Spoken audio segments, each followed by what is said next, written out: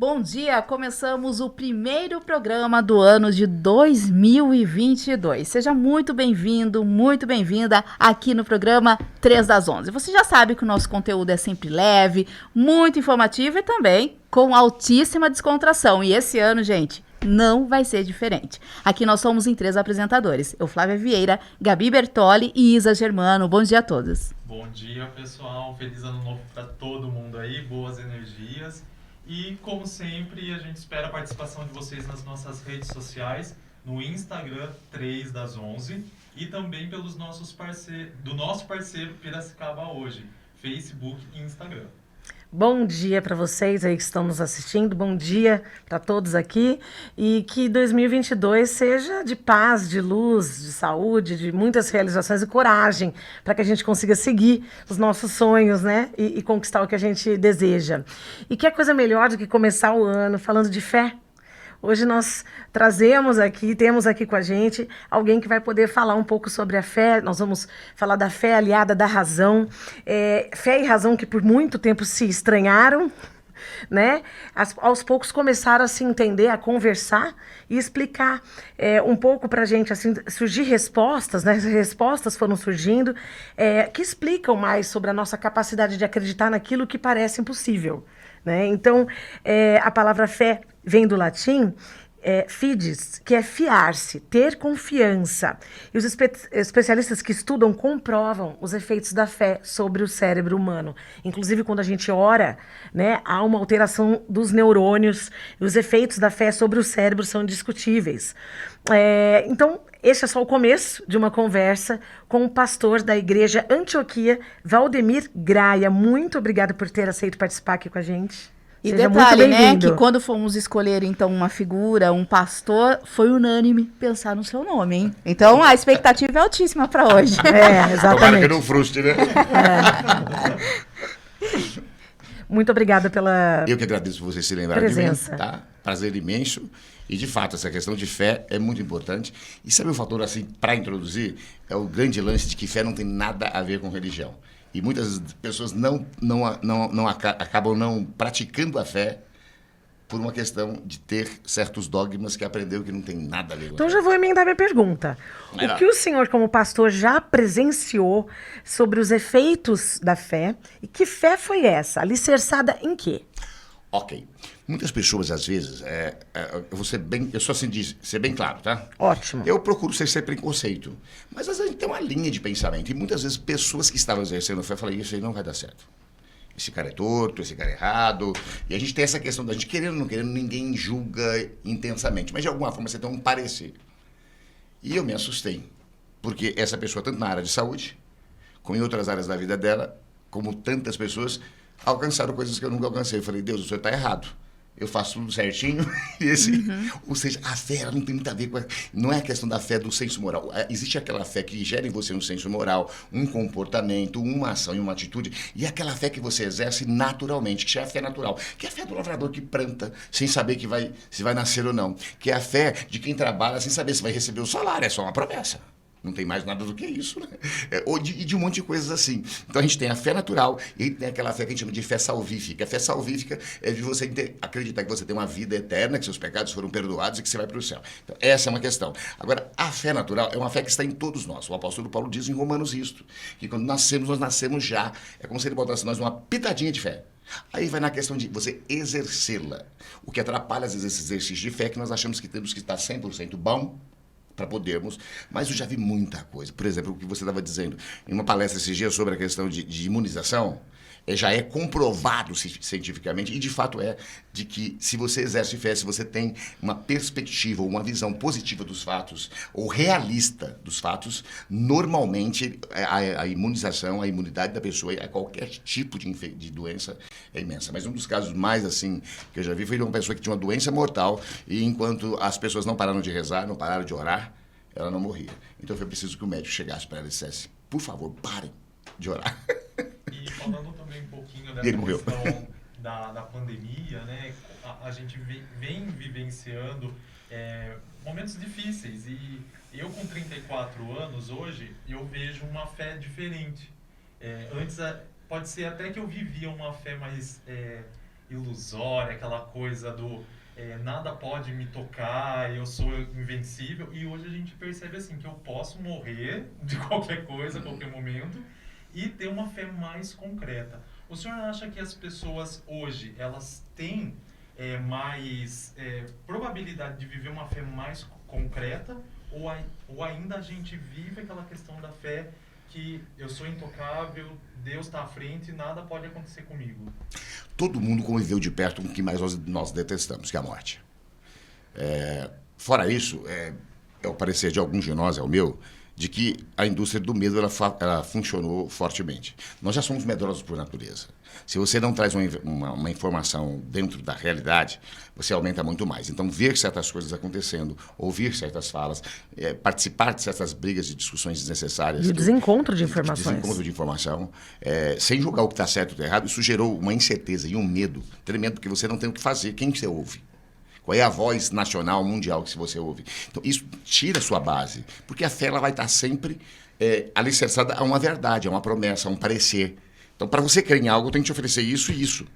Se eu não te ofereço nada, eu te ofereço uma fé vazia, sem nada, em nada, aí... E isso foi o que pegou muitas pessoas, elas não tinham uma informação. Se eu peço para que ela vá até um certo lugar e eu dou um endereço, então ela tem um endereço, ela tem algo. Pode ser que esse endereço não exista, que esse lugar ela nunca vai chegar, mas ela sai daqui com fé. Agora, eu não dou endereço nenhum e solto ela na estrada. Então, nesse tempo, como as pessoas estavam lidando com o inusitado, e que foi usado de uma forma em que o medo foi disseminado com muita força, naturalmente as pessoas precisavam se apegar mais a Deus. É esse tipo de fé que você está dizendo. Nós precisamos nos apegar mais a Deus.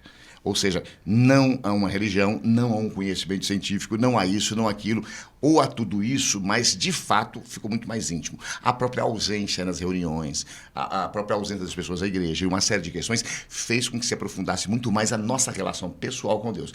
Eu acho, às vezes, que foi uma grande jogada de Deus, de uma certa forma, num certo sentido, porque passou a nos ensinar uma coisa que ninguém tem um monopólio sobre ninguém, inclusive a religião. No seu sentido negativo. Ou seja, cada um teve que, por si só, aprender a desenvolver um caminho de fé. E isso é que eu acho que é a grande beleza. Então, nesse sentido, eu vejo as pessoas muito mais maduras.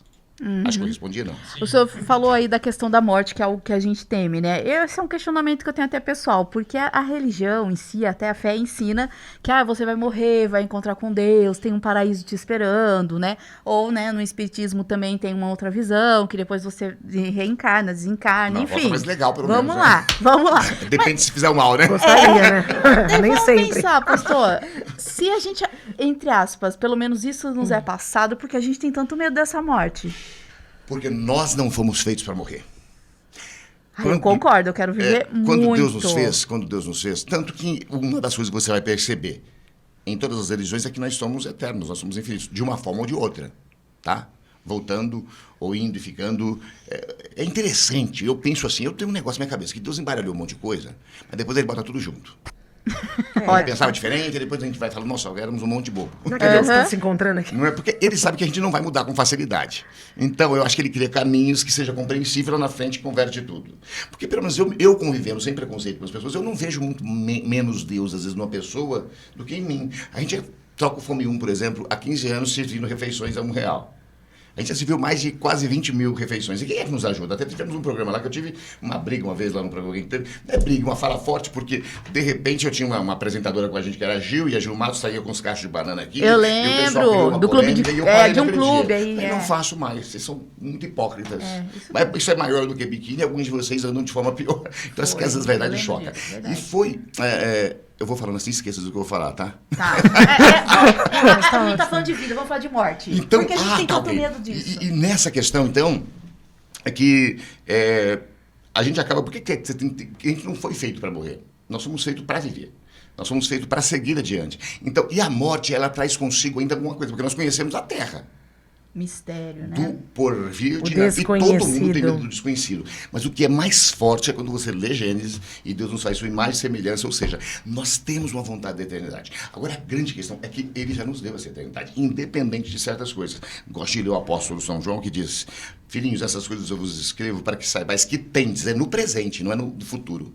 que tendes a vida eterna. Agora, você vai no cemitério, está lá, ressurreição. Então, a gente prega, só que a gente prega uma coisa que a gente não tem uma fé prática. Também que não morremos, senão não teria essa fé prática.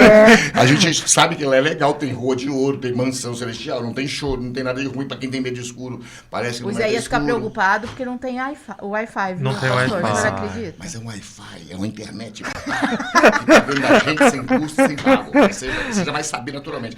Mas é uma verdade, você vai saber tudo de tudo, pelo menos o que a Bíblia nos ensina, tudo de tudo naturalmente. Vamos ser destituídos de sentimentos, que é o que estraga muito a fé. Então, a fé Emoções. sem pensamento crítico, ela leva ao fanatismo, à Sim, intolerância. sim. Então, é importante essa dialética entre fé e dúvida. Em qualquer religião, né? Em qualquer religião, a fé facilmente te leva ao fanatismo. Eu não acho errado você ter radicalismo no sentido literal da palavra, ou seja, estar preso à raiz. Eu acho que uma fé, ela tem que ser uma fé. Agora, ela é uma fé individual. Ela se torna fanática a partir do momento que eu quero fazer com que outro engula aquilo. Eu acho que você tem direito, porque cada um tem as nossas limitações. Por exemplo, porque você tem uma fé que não beba. Ah, mas eu não tenho problema de beber socialmente. Você tem. Então é uma fé que a gente vai exercer aqui, no sentido prático que agora eu estou falando, de uma forma diferenciada. Então é por isso que eu não posso julgar, porque cada um, até mesmo no nosso mundo de advogados e de juízes, há o crime que é doloso, há o crime que é culposo. Ou seja, se os homens por si só veem diferença nas ações, por que Deus que conhece o coração não veria? Então é difícil dizer que uma coisa que é pecado na sua história é pecado na minha história. Existem sim as máximas, existem aqueles pontos que são inegociáveis, ou seja, até nós, os seres humanos, com o nosso senso moral, mesmo que não tivéssemos uma fé, saberíamos que está errado. Agora, tem coisas, e muitas dessas coisas... Dúvidas fazem parte. Exato, e E ainda são que levar ao importantes. fanatismo. São importantes. Bom, nós vamos então agora para o quadro empreendedorismo. A gente vai falar um pouco sobre negócios e igreja, hein? Olha só um dado. A DW, ela afirma que igrejas geram negócios. Nós sabemos, né? Nós 4 aqui, cada um, nós temos a nossa religião, enfim, aquilo que a gente segue, mas sempre nos questionam sobre, né? A sua igreja é um negócio. Sim, né? isso constantemente. Eu ouço isso. Isso. Exatamente. Na Alemanha, pastor, um em cada 3 hospitais é administrado por uma organização cristã. Os negócios são vinculados à religião, contribuem mais para a economia americana do que, acreditem, os negócios considerados de tecnologia de ponta. Né? É um dado aí fornecido por eles. E a gente sempre ouve, como eu falei, né? Nós aqui, né, que seguimos as nossas religiões, olha, o padre pede dinheiro, o líder espírita só sabe pedir dinheiro, o pastor só sabe pedir dinheiro. Piracicaba, o cenário não é diferente do que a gente viu desse dado, enfim, da Alemanha, né, que algumas religiões, elas têm vínculos, negócios, pela sua filosofia, sua forma de administrar, né, digamos assim. Não estou dizendo se isso é certo ou se isso é errado. Como que a gente lida, né? Porque a igreja também, ela precisa pagar a sua energia, ela tem as suas despesas. E eu percebo que, às vezes, as pessoas que frequentam, que vão lá para um culto, ou para uma missa, né? Ou para uma palestra, enfim, elas sentam e vão embora, né? E elas desconhecem toda essa parte administrativa que você tem por trás e que é necessário, porque as contas chegam, né? Como administrar igreja de negócios, hein? Bom, primeira questão é o seguinte, é um assunto já recorrente de muito tempo atrás. Uma das colocações do apóstolo Paulo era simplesmente que nós não deveríamos deixar me ajuda com a palavra aí. Fazer a fé o mercado. Não faça da casa de meu pai um mercado, né? Isso. Tem até uma passagem tem no bíblica. lance que eles vendiam os animaizinhos do pessoal que caminhava Isso. 40 quilômetros, mas é muito mais do que isso. É gente que faz da fé um mercado. Porque a fé ela é baseada no medo.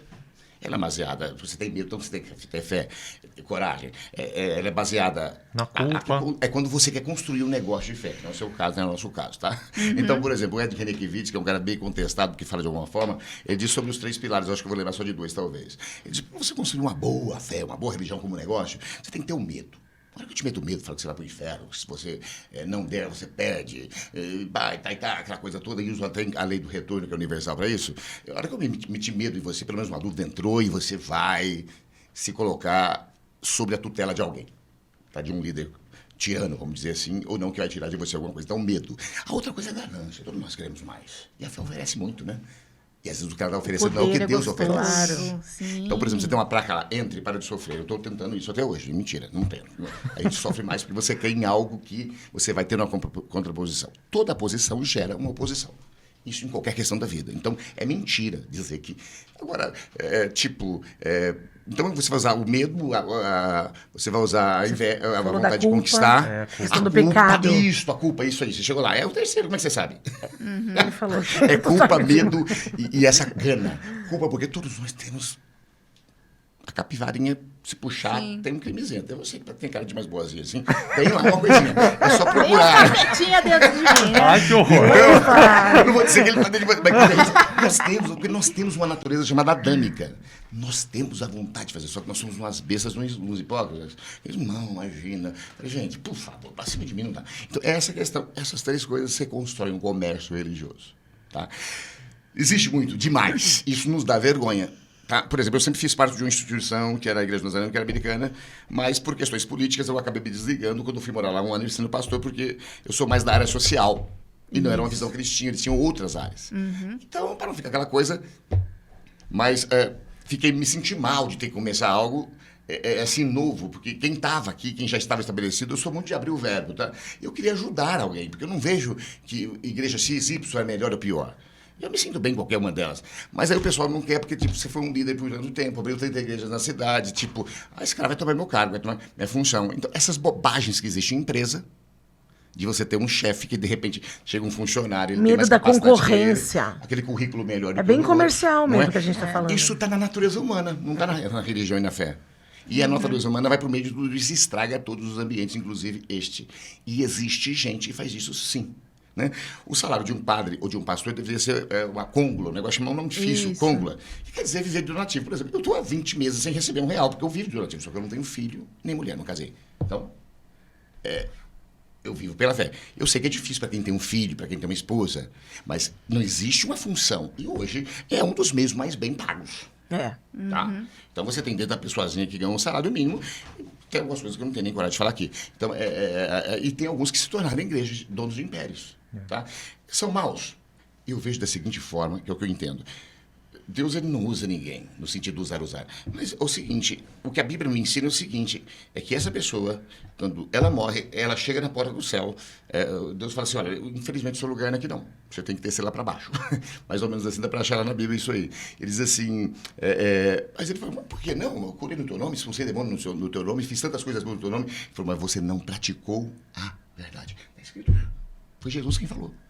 Ou seja, você não vai entrar aqui, você não praticou a verdade, você vai sujar esse lugar aqui.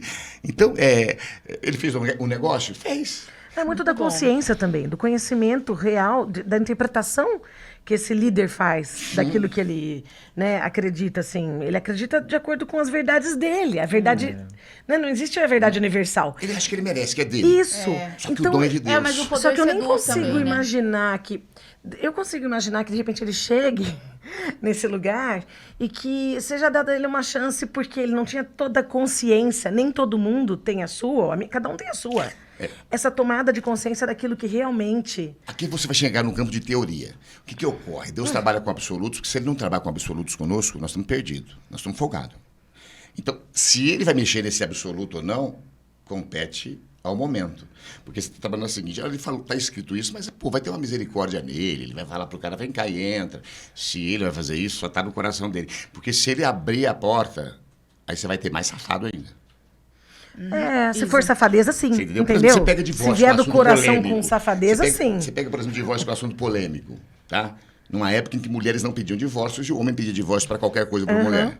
Aí a Bíblia fala lá sobre divórcio, mas ele está falando muito mais em proteção feminina, por exemplo. Sim. Porque a mulher não podia pedir. Quando ela saía sem nada. Ou virava mendiga, ou virava, se a família não pudesse cuidar, que normalmente não queria cuidar, porque a viam como maldita. E depois, além disto, ela não tinha direito nenhum. Ou virava prostituta. A maior parte daquelas prostitutas da Bíblia eram pessoas viúvas. Então, era dentro de uma questão... Então, é polêmico. Outra coisa, quando Cristo permite, ele diz por causa da dureza do coração dos homens. Ou seja, os homens se casavam. E como é que era o divórcio? Você pegava a mulher, levava em uma praça pública, apresentava 3 defeitos dela, tipo, ela menstrua 7 dias. Era o contexto, né? Era um contexto. Se ela não arruma bem a casa, pode largar. Pô, ela tinha uma ferida aqui. Isso, essas coisas bestas. E muito cara querendo casar bastante dentro da lei israelita, da lei judaica. Fazer isso. Acho que a gente tem mais responsabilidade quando a gente realmente sabe. Isaías, se você agora abriu, tu, hein? nem qualquer tipo de lei. Se você abrir uma brechinha, o cara ele interpreta do seu bom jeito. Mas eu acredito nessa bondade de Deus que ele guardou só para ele e não fala pra gente não safadear. Pastor, a gente fala bastante sobre a questão da juventude, né? Os jovens, a nova geração, o futuro. Hoje, como que o senhor enxerga a fé dos jovens? Hoje a gente percebe que tudo são relações líquidas, né? O jovem de hoje, ele é muito mais imediatista, então ele não tem aquela paciência que nós tínhamos, né? De esperar, de aprender. Como que o senhor vê o jovem hoje? De fato. Deixa eu só colocar uma questãozinha sobre essa outra. É uma questão que vocês levantaram, que todo mundo levanta, que é extremamente importante. Isso ferra a gente. Porque se encontrar alguém que faz a profissão de vocês, o trabalho de vocês, e que está fazendo mal feito, aquilo pesa sobre vocês. Claro. Sim. E, infelizmente, aqui a fatia de pessoas ruins nessa área comercial é muito grande. A igreja jamais deve ser para o clérigo. Nunca. O clérigo deve existir para a igreja. Para a igreja. Só isso. Se for o caso que ele trabalhe fora. A Bíblia é muito clara nisso. Deus é muito claro nisso. Quem não são claros somos nós. E sim, existem pessoas que se tornou e se apoderou de uma coisa que não é delas. Ah, sim. Tá? Existe. É a Eu só maioria, quis né? trazer um... Exato. Sobre essa questão dos jovens, olha, por incrível que pareça, os jovens eles viveram sempre uma época de muita irresponsabilidade em relação à fé. Né? A fé, normalmente, é cristã, ela é bem... Não se prega muito por uma questão de uma prática distante da realidade. Mas ela é bem conservadora. Tipo sexo dentro do casamento. Por incrível que pareça, casei uns 2 virgens essa semana. Eu acho legal, porque eu não sou raro, né? Eu não sou burro também, sei que a turma tá... Não sou tonto, sei que o que eu estou querendo dizer assim, é que eu sei da facilidade daquilo, da confiança. É claro que você dá todo um curso meio... Parece que você está dando uma aula de erotismo para eles, porque você tem que dar um curso para eles específico. Sim. Mas, assim, é muito interessante como é legal isso. Não é, Deus não vai te matar assim, se isso tiver tudo acontecido. Bem, é. Exato, mas ali isso é uma experiência que eles vão ter dentro deles, porque é como comer comida, cada um tem um paladar. Então a gente ensina eles vão aprender a ter o mesmo paladar, entendeu? Tá bom o que está acontecendo. Se tem comparativos, aí complicou, porque você tem outros restaurantes. Mas a carne de lá é melhor que a carne daqui. Enfim, essa coisa toda. O jovem hoje, ele conhece esses princípios. A igreja ela não relaxou nesse sentido, mas ela é menos hipócrita no sentido de que ela entende que existem práticas que são forças do instinto natureza humano. humana. O sexo, por exemplo, é o segundo instinto mais forte no ser humano. O primeiro é a fome, e por aí afora, depois a autoproteção. Então... Como é que eu vou frear certas questões? Eu não entro muito nessa questão aí, mas nesse sentido eu vejo os jovens hoje muito mais informados. Essa questão da internet nos ajudou e nos atrapalhou bastante, mas nos ajudou muito mais porque eles preferem pessoas que falam a linguagem deles e as pessoas que falam a linguagem deles não são os lobos, não são os donos de negócio. Eles são muito espertos. Os jovens têm muito mais informação do que nós tínhamos. Nós tínhamos aquelas informações dos nossos pais que era mística. Não, eu fui isso, seu avô é isso, você vai ser aquilo. Quer dizer, não tem razão nisso. Você até pode ser por uma questão de fé, mas você não pode ser por uma questão de escolha pessoal. Eu tenho que fazer minha escolha pessoal. Então, a gente não os jovens hoje, eles não estão mais herdando aquilo. Acho que houve uma diminuição de espaço aqui, e ele acabou, através da questão da internet especificamente falando, nos questionando mais. Eu tenho que estar muito pronto hoje para preparar uma palestra, por exemplo, porque o Google está na mão do cara na hora que eu estou falando. Então, ou eu sou verdadeiro, e isto tem sido um fator positivo. Ao meu ver hoje, os jovens têm sido preparados com uma grande turma para o futuro, com uma diferença. Eles não estão muito apegados a dar força à instituição. Uma pergunta que eles Entende sempre o que eu digo, né? fazem. Sim. É uma pergunta que eles sempre fazem, né? Como acreditar em Deus que eu não vejo? Jovens sempre questionam isso, né? Eu falo aquela questão do cara que foi ao médico e chegou lá e o médico falou para ele, você crê em Deus? Ele falou, não creio. Ele falou assim, mas como é que você crê? Não vê ele. Ele falou, doutor, ele ficou sem graça. Depois ele falou assim, eu não creio na dor. Mas como você não crê na dor? Você está sentindo dor? Eu falei, tá bom, doutor. Deus, o senhor já viu Deus? Não. O senhor já pegou em Deus? Não. Mas ele perguntou o médico perguntou para ele, e sentir Deus? Eu senti, porque a gente sente uma presença, uma coisa. Houve momentos na minha vida em que... e você vai ver que aqui de novo você vai para todas as religiões, para o budismo, tem o Nirvana, que é um ápice de uma... Então, eu já tive momentos assim que, tipo... 12 horas passou em 15 minutos, eu não sei como te explicar. A fé ela vai trazer essas questões que não são diárias, o que é loucura de novo, essas instituições religiosas que toda reunião quer gerar um show. E não são explicáveis mesmo. Porque não existe, acho que Deus vai ficar o tempo todo com essa bestagem de coisar.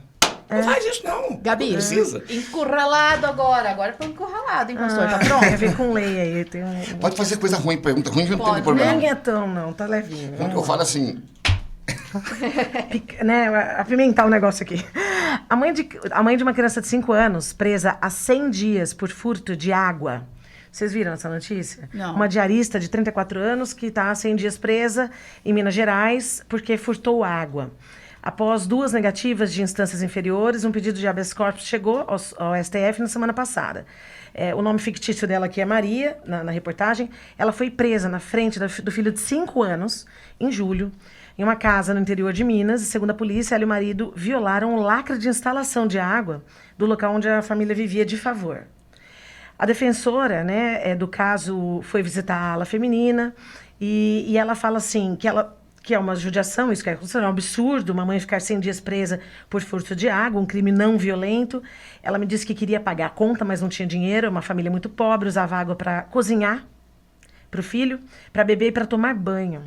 Eles viviam de favor em uma casa minúscula. Será que a prisão era a melhor solução para esse caso? Diz a defensora.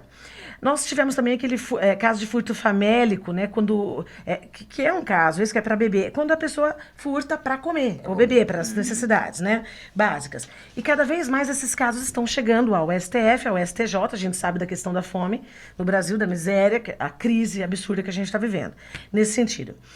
Então, é uma questão que ela foi presa, ela vai ter dificuldade até para encontrar emprego. Se ela já não tinha emprego, agora o emprego formal, quem já passou pela prisão é mais complicado ainda e tal. E é polêmico por quê? A gente estava conversando sobre isso, aquele outro caso de uma mulher do furto de macarrão e suco. Não sei se vocês lembram, que levantou essa questão, né? O que a sociedade ganha com a prisão de uma pessoa como ela, ou dessas pessoas? E o dono do mercado ninguém ouviu. No seguinte sentido, a gente tem uma legislação, né, e se cumpre em determinados casos muito prontamente, rapidamente. E que outros a gente sabe que um habeas corpus para quem tem dinheiro, ele consegue, no mesmo dia ele nem fica lá. Como vocês veem essa questão? Porque isso foi um assunto que causou polêmica no ambiente em que eu estive, porque eu falei assim, nossa, que judiação, por causa... Né, eu estava assim pensando, não estava pensando tanto assim amplamente. Aí o outro vira para mim e fala assim, tá aí o dono do mercado. E se começar a normalizar que pode furtar um macarrão, um suco, depois mais um macarrão, mais um suco. Foi R$21 o total da compra do furto dela. Mais R$21, mais R$21, isso aqui vira uma terra de... Já né? É por isso que quando, às vezes, a gente fala sobre o pecado social, né, pastor? Sim. Eu vejo, assim, humanamente, ela tem uma necessidade, mas também ela fez algo errado, né? Infringiu, né? Essa culpa não é só dela, é culpa de uma sociedade toda errada, vamos dizer assim, né? Onde eu tenho muito e às vezes eu jogo muita coisa no lixo, sendo que eu poderia dividir com outro, e eu acho que a gente já até conversou sobre sustentabilidade nessa parte, em que às vezes o meu lixo reciclável vira o trabalho do outro, vira o sustento do outro, e a gente não tem essa consciência. Então a gente só está sempre procurando o culpado, como a gente vai punir, mas a gente não vê ali o cerne. E também entra nessa questão de nós que somos religiosos, vamos dizer assim, né? Nessa parte a gente entender e praticar o amor, porque muitas vezes a minha igreja, vou falar assim, eles fazem um trabalho social de arrecadar alimento, mas eu não tenho a capacidade de pegar 1 quilo de sal e levar até a casa do outro ali que está precisando.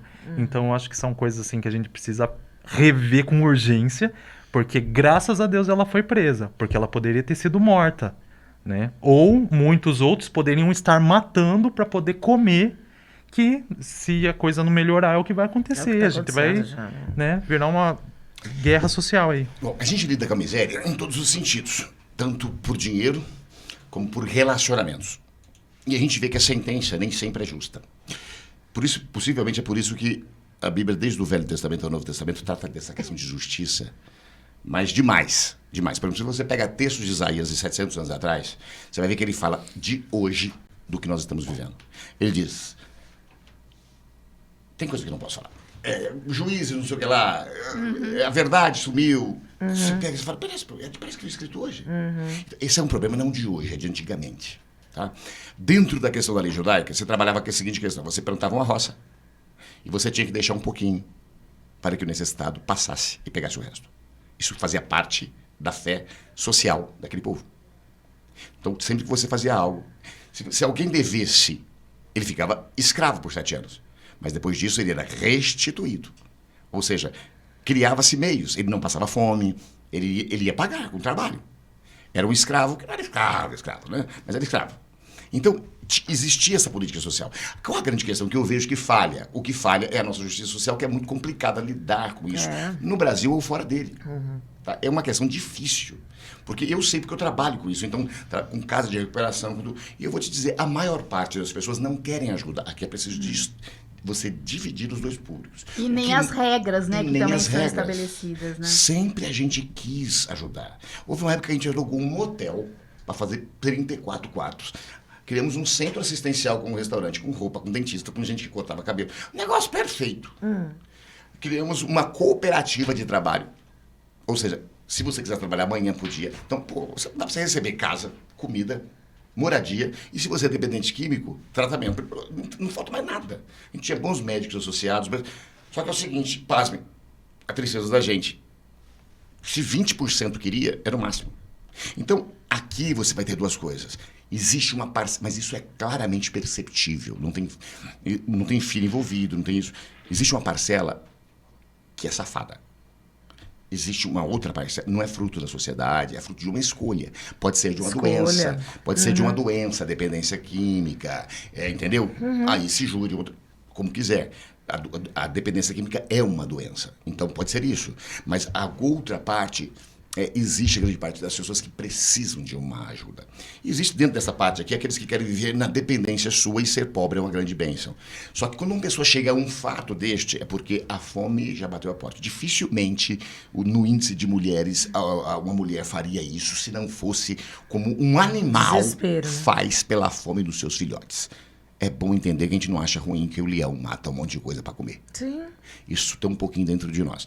Então, veja bem, eu acho que a justiça ela quer fazer o quê? Ela quer reparar as coisas. Então, a gente pega crimes do tamanho do mundo e aplica sentenças de cesta básica. Eu acompanho isso aos montes. Exato. De pais que, por exemplo, não dá a pensão. Foi isso que eu quis dizer quando eu comentei, por quê? sabe? Porque eu vou lá, às vezes me arrolam como pastor, como testemunha da família. Entendeu? E aí você vê o cara que tem, que pode... E aí a mãe sofrendo com o filho. E a mulher se ferra sempre. Sim. Me desculpa, a verdade é essa. Tá? Difícil. De vez em quando surge uma doidinha também. Mas, enfim. Aí é difícil. Eu não iria por esse caminho. Porque se o outro pode ser cesta básica... É isso que eu quis dizer quando eu comentei, assim, de boa, nesse ambiente, e fui apedrejada. Eu falei, mas gente, não acho que eu estou certa, mas foi um pensamento, assim, que eu senti. Para dar exemplo, agora me fala o seguinte, esse pessoal assiste televisão, aos montes, ele tem televisão, já vendeu, eles veem jornal, eles têm um bom celular, e ficam ali acompanhando notícia, faz parte da cultura dele. Não, é nossa responsabilidade.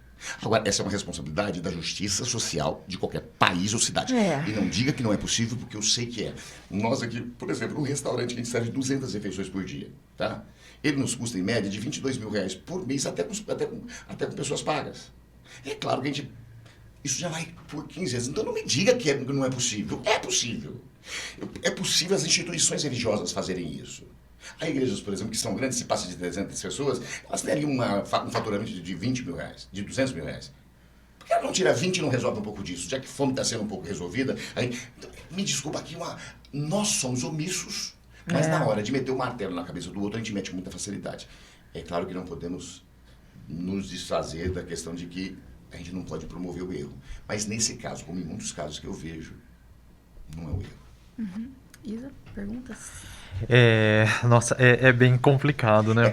É complicado porque... Mas a gente foi pelo coração e pelo amor. Sim. Eu ia comentar, mas o pastor completou. Mas o pastor completou o meu raciocínio mesmo. Da mesma maneira, pensando que existem sempre os safados, aqueles também, mas também existem as pessoas que a informação não chega. Porque existem lugares que ajudam. É você buscar, porque tem. Muito. Mas tem regras que eles não aceitam, tem que ser do jeito deles.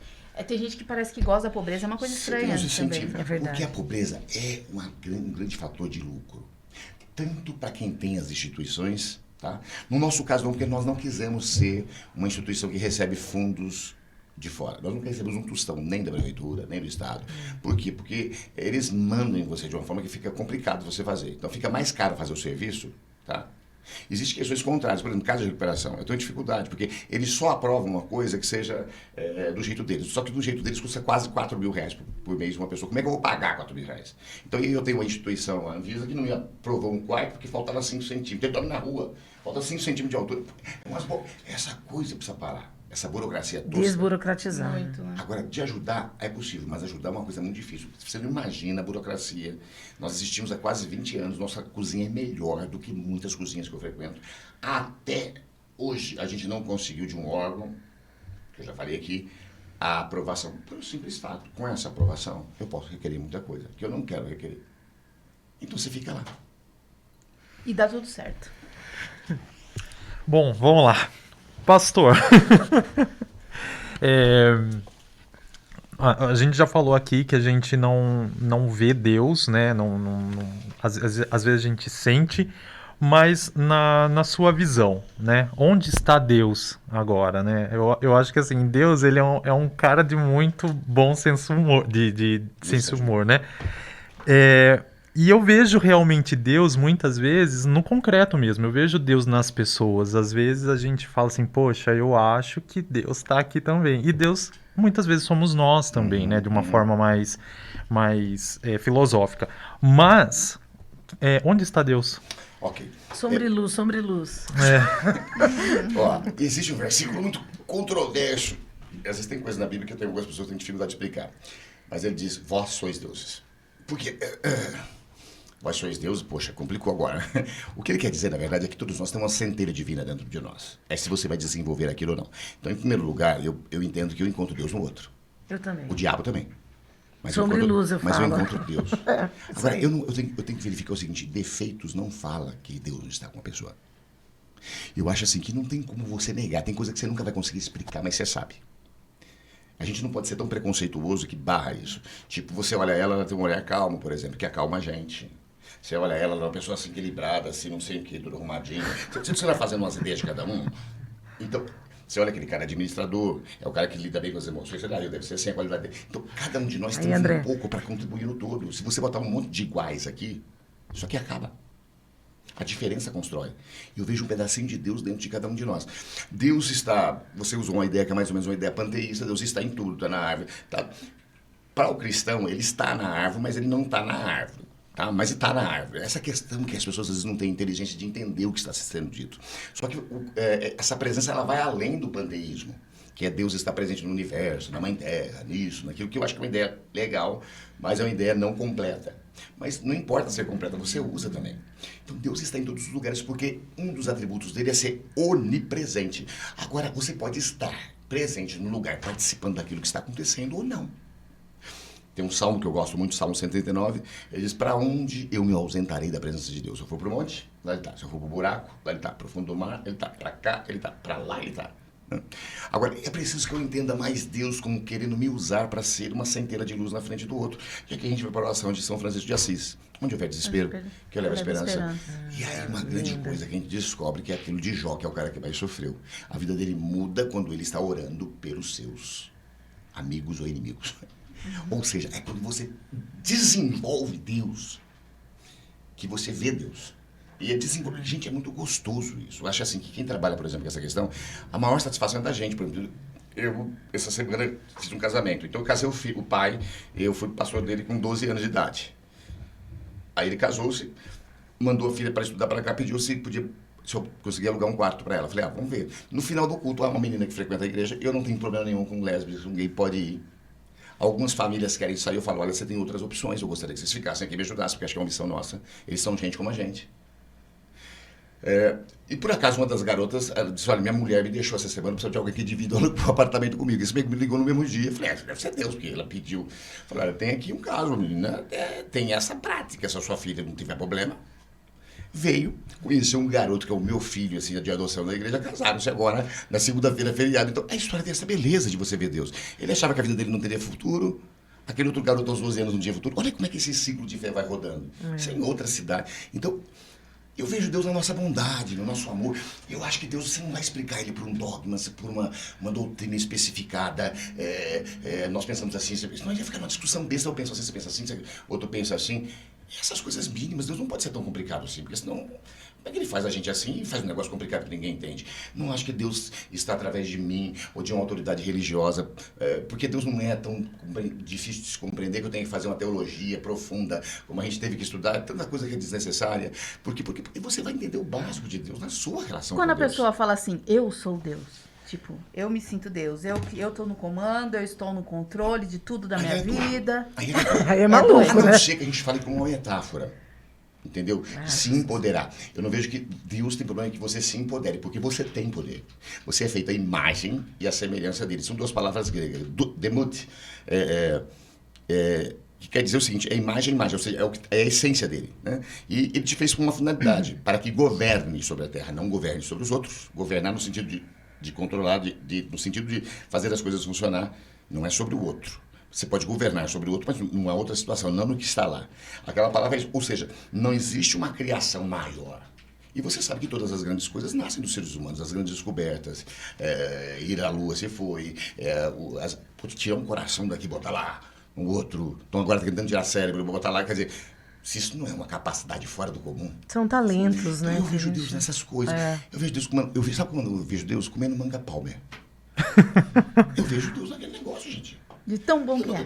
Parece bestagem que eu tô falando, mas não pode ser. Isaías diz que a gente vê Deus quando você passa por um lugar e o vento sopra as árvores. Tem uma coisa mais gostosa que aquele cheiro. Um cheiro da chuva que molha a terra. É isso que a Bíblia fala. Aí a gente vem e complica tudo, explicando teologicamente. Ele está em todos os lugares. A grande questão é que uma presença às vezes incomoda. É que a nossa razão Exato. fica nessa... Então, aí entra a questão da confiança. Que é ser fiador dele. Você não sabe quando você é fiador de alguém se ele vai pagar ou não, né? Você vai pelo amor, você vai pela intuição. Sim, ou pela sentido. misericórdia. Entendeu? Eu sou fiador de Deus em muita coisa. Minha fé ela é fiadora.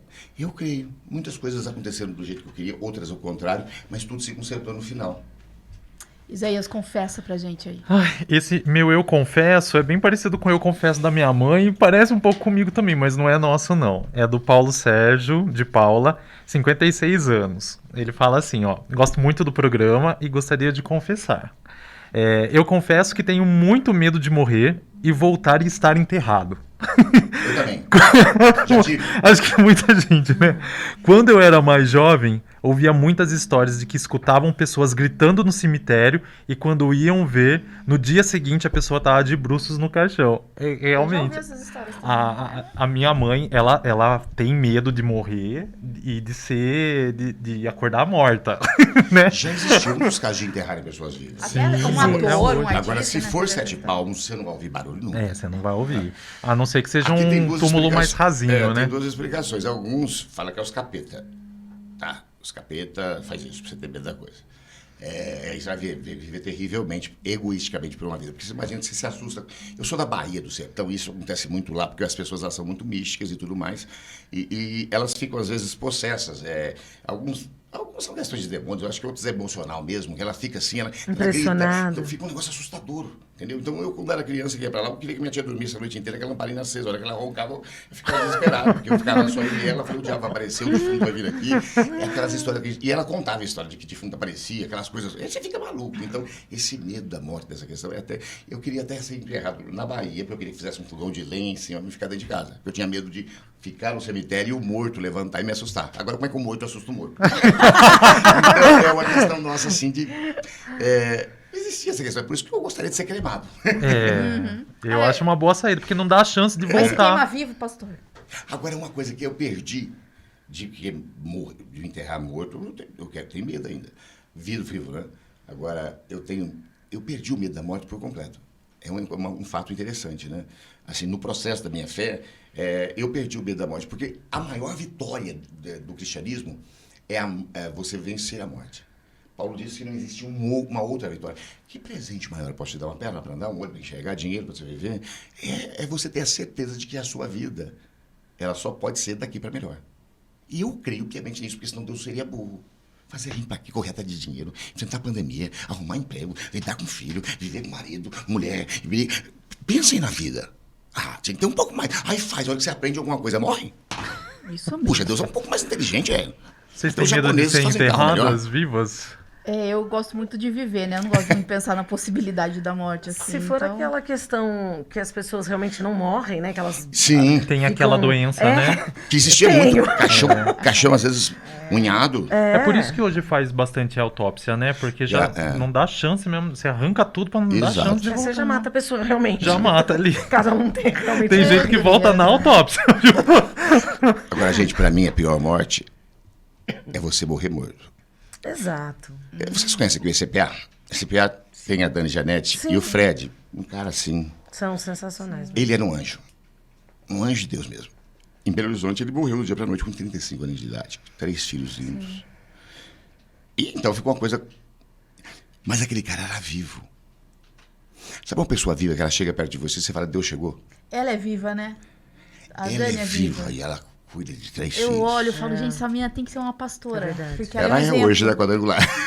Eu achava que não. Eu vejo ela algumas pregações, eu achei que ela era só Eu acho que esse convidada. eu acho que esse pra nome algumas pastor situações. estraga um pouco. Ou padre, porque isso aí gera um preconceito. Gera. Fala padre, você lembra as bestagens. Fala pastor, você lembra outras bestagens. Tá? Pastor é adultério de dinheiro, padre é criança, e é tudo mentira.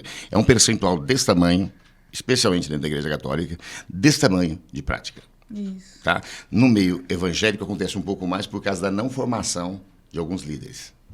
Tá? Eles se intitulam de um dia para a noite.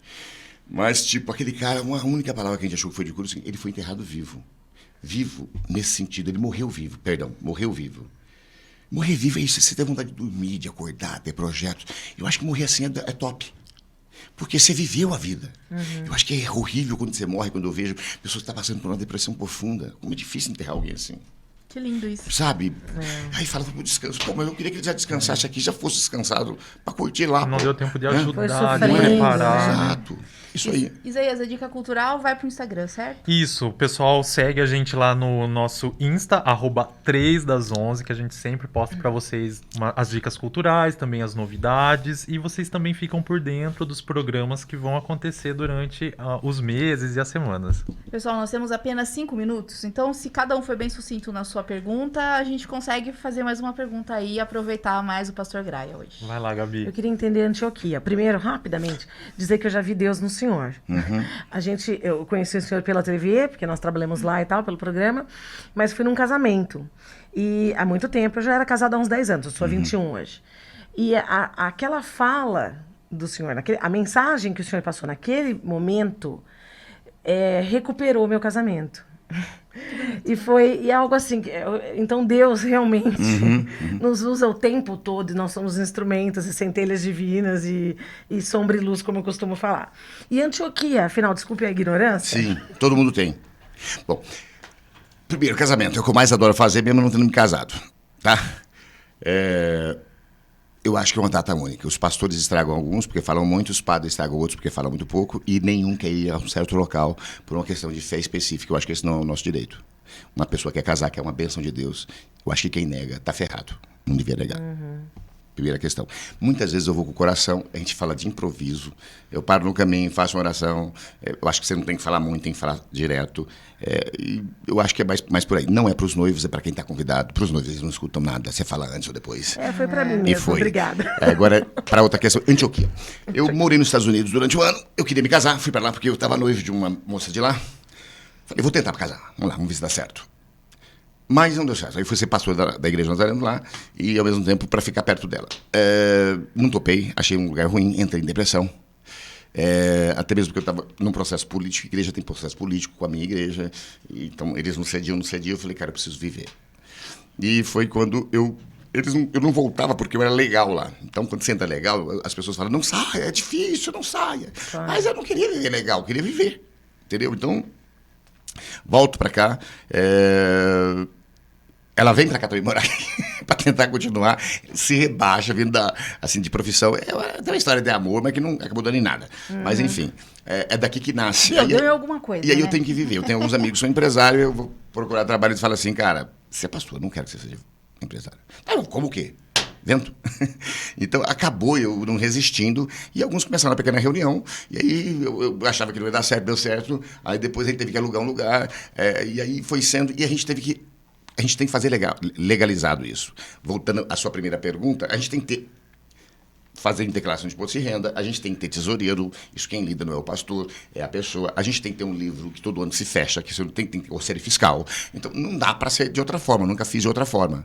E aí eu tive que organizar essa questão. E aí eu estava em depressão. E aí como é que eu botava nome? Eu não tinha nome. Porque não devia ter essa preocupação de botar nome, né? Bota de Cristo a igreja, não precisa, mas tem que ter um nome. E lá em Nova York tinha uma igreja que me convidou para ser pastor, que chama Igreja Antioquia. Eu achei o nome horrível.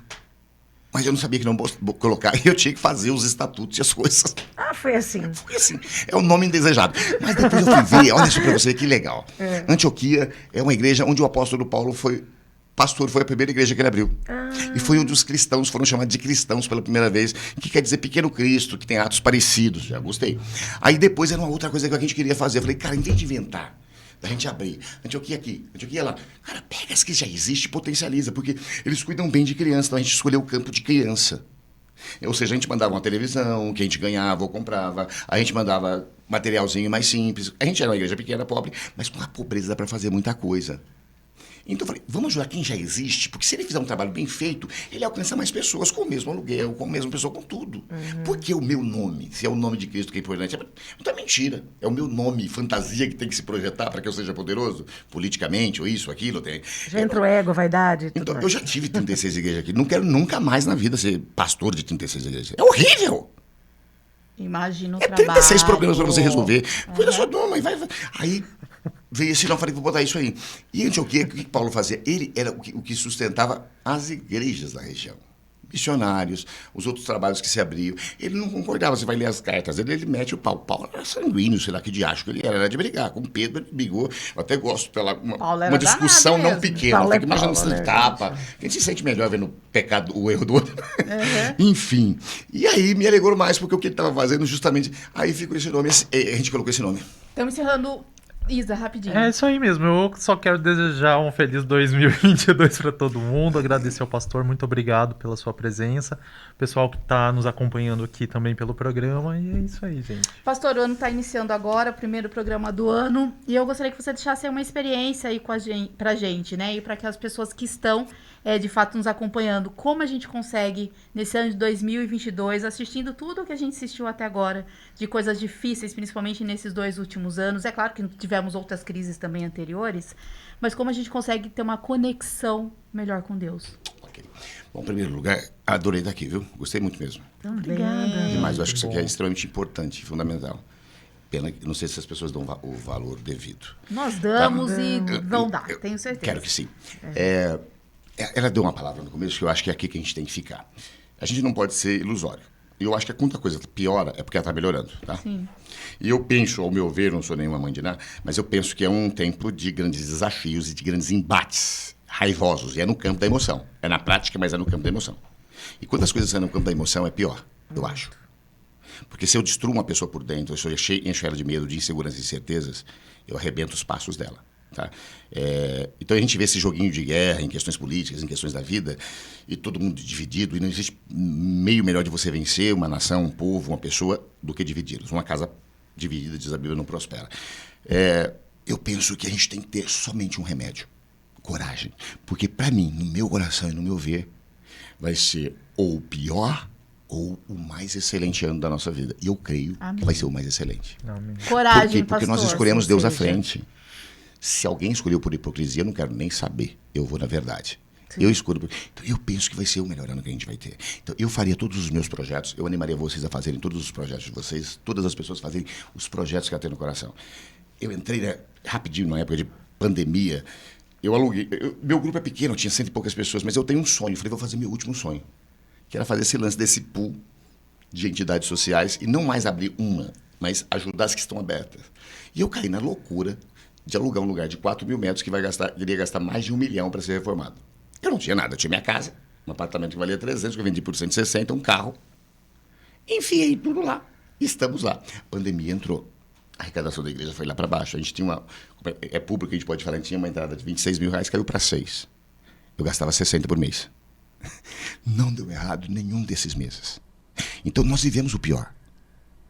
Se a gente conseguir, eu tenho autoridade para dizer o seguinte, se nós vivemos o pior, pagando aluguéis intercalados de 12 mil reais, 10 mil reais, se a gente viveu intercalado fazendo tudo isso, nesse tempo, o ano que vem vai ser manteiga. Pastor, Muito que você obrigada. continue levando a verdade e muita coragem para todos, né? Pessoal, até a próxima quinta-feira, às 11 horas da manhã, nós aqui, o 3 das 11, esperamos você. Obrigada, pastor. Amém, Muito obrigado a obrigada, viu?